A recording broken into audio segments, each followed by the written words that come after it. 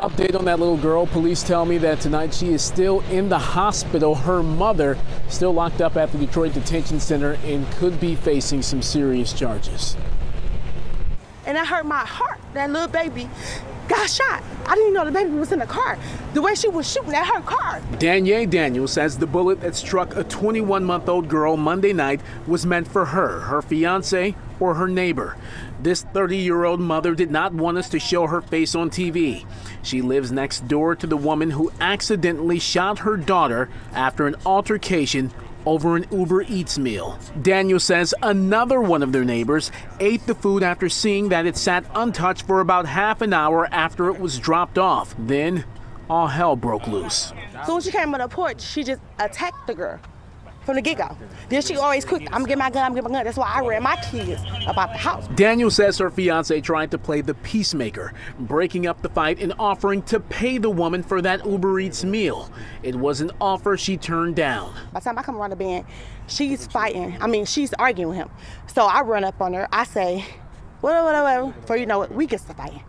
So, in the midst of we fighting, my fiance trying to break the fight up. Daniel says she and her husband and the neighbor who ate that Uber Eats meal were standing near the woman's car when she pulled out a gun and started shooting, missing her intended targets but accidentally hitting her 21-month-old baby, who remains in the hospital. If you can avoid a situation because you have kids and you can walk away from it with your kids, you do that. All right, guys, the suspect in that shooting, the little girl's mother, is a CPL holder. I had the chance to speak with the CPL instructor a bit earlier tonight, who said, among other things, a firearm is the tool of last resort. Your first tools: conflict avoidance and mitigation. Now, we stopped by the suspect's home earlier today to get her family's take on what happened last night. No one came to the door, even though some people were home.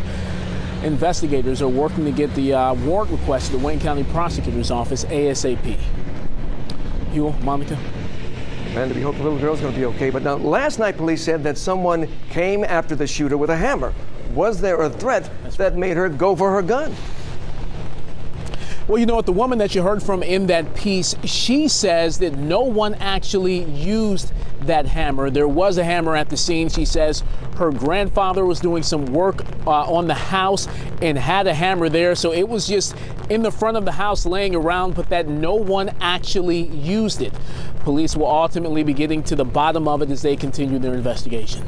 The investigation continues. All right, Randy, thank you for that live report. That's right.